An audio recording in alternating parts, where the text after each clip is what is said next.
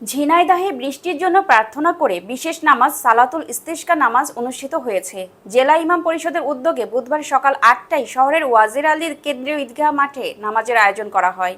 এই উপলক্ষে সকাল থেকেই মাঠে উপস্থিত হতে থাকেন সব শ্রেণীর বয়সের মুসল্লিরা। পরে নামাজ শেষে বৃষ্টির জন্য বিশেষ দোয়া করা হয়। নামাজে অংশ নেওয়া সাধারণ মুসল্লিরা বলেন, দীর্ঘদিন ধরে ঝিনাইদহ সহ সারা দেশে বৃষ্টি নেই।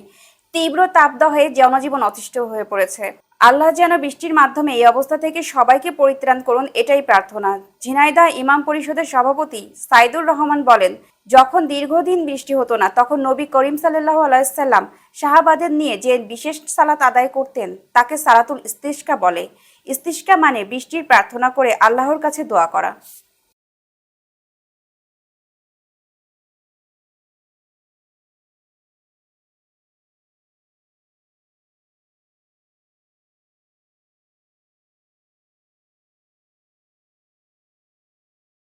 اللهم صل على محمد وعلى آل محمد كما صليت على إبراهيم وعلى آل إبراهيم يا رب العالمين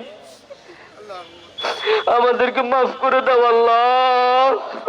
আল্লাহ আমাদেরকে মাফ করে দাও আল্লাহ। জীবনের শুরু থেকে আল্লাহ এই পর্যন্ত আল্লাহ কত গুনাহ করেছি আল্লাহ। আমাদের গুনার হিসাব আমাদের কাছে নাই মাওলা।